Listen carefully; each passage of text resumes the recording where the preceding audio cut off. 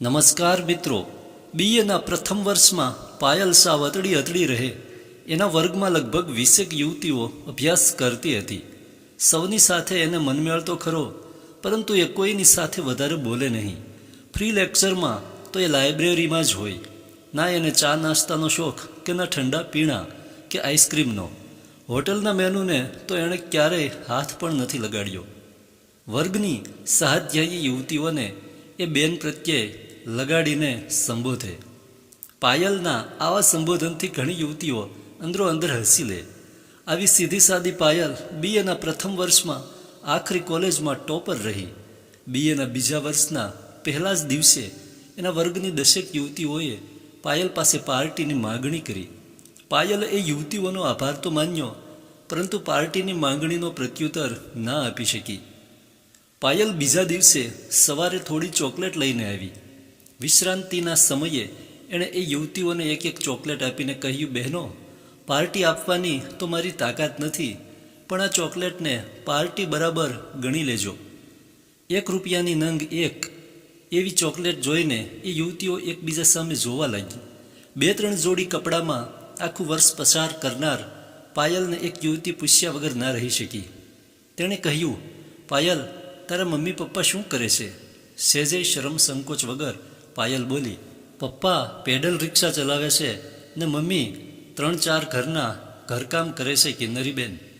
એ 9-10 યુવતીઓ પાયલને એકી ટસે જોઈ જ રહી. ખુમારી ભર્યો ચહેરો અને કાયમ ખુશ રહેતી પાયલનો જવાબ એ યુવતીઓને પચ્યો નહીં.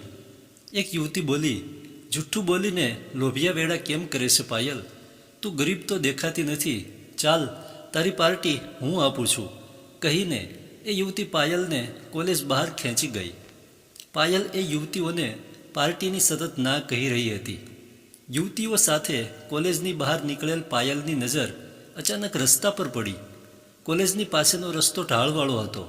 ઢાળવાળો રસ્તો ને પેડલ રિક્ષા પર વધારે પડતું વજન. પાયલના પપ્પા મહાપરાણે ઢાળ ચડી રહ્યા હતા. આ દ્રશ્ય જોઈને પાયલે દોટ મૂકી. તે પેડલ રિક્ષાને પાછળથી ધક્કો મારવા લાગી. પેડલ રિક્ષા ઢાળ ચડી ગઈ. એ સાથે જ પાયલે એના દુપટ્ટાથી એના પપ્પાના ચહેરા પર વળેલા પરસેવાને લૂસી નાખ્યો.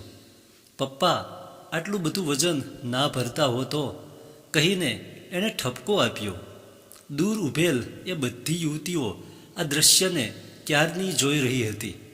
પાયલ જેવી પરત આવી એ સાથે જ એ બધી બોલી ઉઠી, પાયલ, તું તો ભારે દયાળુ છે. એક મજૂરને તે જોરદાર મદદ કરી. એ મારા પપ્પા હતા બહેનો. પાયલનું વાક્ય એકેય સાહધ્યાયી યુવતીઓના ગળે ના ઉતર્યું. એ બધી મનોમન વિચારતી હતી, એક ગરીબ મા બાપની છોકરી આટલી હોશિયાર હોઈ જ ના શકે. એનો ચહેરો કાયમ હસતો હોઈ જ ના શકે. એ યુવતીઓના ખૂબ આગ્રહ પછી પાયલે એમની સાથે ચા નાસ્તો કર્યો. જોકે રાત્રે પાયલને વસવસો જરૂર થયો. એના પછી કોલેજના અભ્યાસ દરમિયાન પાયલે ક્યારેય કોઈની સાથે ચા નાસ્તો તો ના જ કર્યો, પણ હોટલનું પગથિયું ના ચડી. પાયલને મન તો એ ભલી ને એનું કામ ભલું. એ એની મમ્મીને બાંધેલ ઘરકામમાં મદદ કરાવે. શનિ રવિના દિવસે ચાલીના બાળકોનું ઘેર બોલાવીને મફતમાં ટ્યુશન લે અને એના અભ્યાસને ન્યાય આપે. એ જ એનો નિયમિત ક્રમ. પાયલે સાહધ્યાયી યુવતીઓ સાથે ચા નાસ્તો કર્યો. એના પછી 10 દિવસની વાત છે.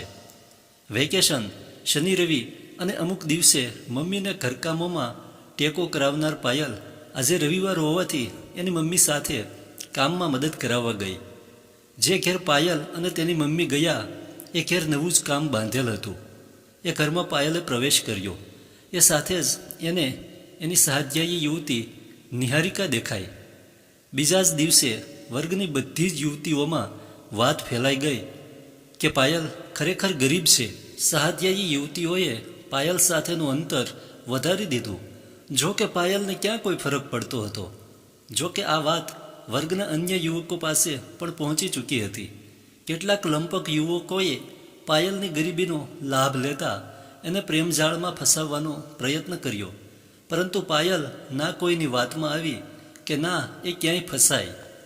પાયલે અભ્યાસમાં બરાબરનું ધ્યાન આપ્યું. એની મહેનત રંગ લાવી.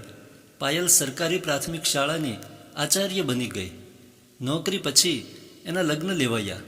એનો પતિ પણ સરકારી નોકરિયાત હતો. પાયલે એના પતિને વિશ્વાસમાં લઈને હવે 12મા ધોરણમાં અભ્યાસ કરતા એના નાના ભાઈની કારકિર્દી ઘડવામાં ધ્યાન પરોવ્યું. જોત જોતામાં પાયલને નોકરીના 5 વર્ષ પૂરા થઈ ગયા. એ એક દીકરીની મા બની ગઈ. પાયલના ભાઈ પ્રિતેશને પણ નોકરી મળી ગઈ. એ સાથે પાયલના મા બાપના ઢસરડાનો પણ અંત આવ્યો. શાળાનું નવું સત્ર શરૂ થયાનો આજે બીજો દિવસ છે. એક સ્ત્રી 7 વર્ષના બાળક સાથે શાળાના કાર્યાલયમાં પ્રવેશી. આચાર્યની ખુરશીમાં પાયલને બેઠેલી જોઈને તે આશ્ચર્યચકિત થઈ ઉઠી. પાયલને પણ એ સ્ત્રીને ઓળખતા વાર ના લાગી. કોલેજ કાળમાં સાથે અભ્યાસ કરતી નિહારિકા હતી એ.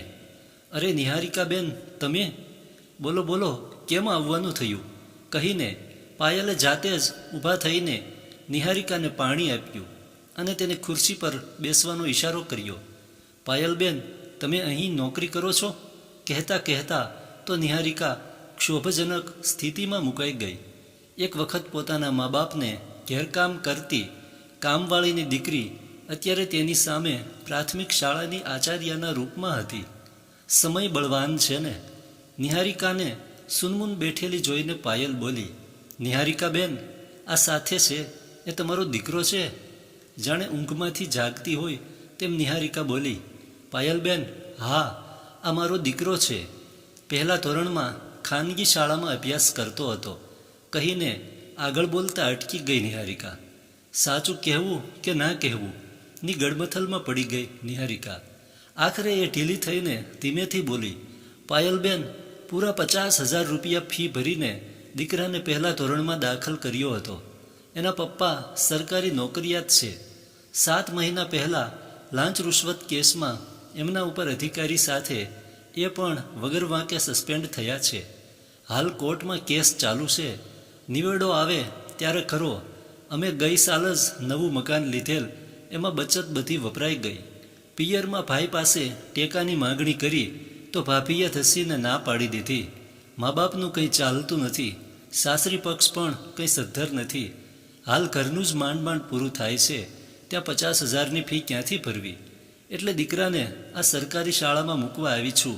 કહેતા તો વધારે ઢીલી થઈ ગઈ નિહારિકા. તમે જરાય ચિંતા ના કરશો નિહારિકાબેન.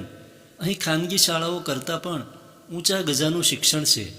હું પણ 12મા ધોરણ સુધી સરકારી શાળામાં ભણીને જ આગળ આવીશું. તમારા દીકરાના શિક્ષણનું અહીં ખૂબ જ સારી રીતે ધ્યાન રાખવામાં આવશે. પાયલ નિહારિકાને આશ્વાસન આપતા બોલી. નિહારિકા ઘડીભર પાયલને જોઈ રહી. એની આંખોમાંથી આંસુના ટીપાં પડવા લાગ્યા. એનાથી બોલાઈ જવાયું. મેં એક સમયે તમારી ગરીબીની મજાક ઉડાવીને તમને દૂર હડસેલી દીધા હતા. એ ભૂલની માફી આપશો પાયલબેન? મેં ક્યારેય એવું મનમાં લાવ્યું જ નહોતું નિહારિકાબેન. માફીનો કોઈ પ્રશ્ન જ નથી. પરંતુ તમે સ્નાતક થયેલ છો એટલે મારી એક વિનંતી છે કે તમારા ઘર નજીક કોઈ ગરીબ પરિવારો રહેતા હોય તો એમના બાળકોને થોડું વધારાનું શિક્ષણ જરૂર પૂરું પાડજો. તમારા હૃદયને આનંદ આવશે ને વિશ્વાસ સાથે કહું છું કે તમારા નિર્દોષ પતિને પણ ઊની આંચ નહીં આવે. કહીને પાયલે નિહારિકા તરફ આશ્વાસનભરી નજર નાખી. પાયલનું એ બ્રહ્મવાક્ય 6ઠા મહિને સાચું પડીને જ રહ્યું. ફરીથી નોકરી પર ચડી ગયેલ નિહારિકાનો પતિ અને ગરીબ બાળકોને ઘેર જઈને મફતમાં શિક્ષણ આપીને આંતરિક આનંદ મેળવી રહેલ નિહારિકાએ આજે શાળામાં મીઠાઈ સાથેના પ્રીતિ ભોજનનું આયોજન કર્યું છે. સ્ટોરી પસંદ આવી હોય તો લાઈક કરવાનું ભૂલતા નહીં. ધન્યવાદ.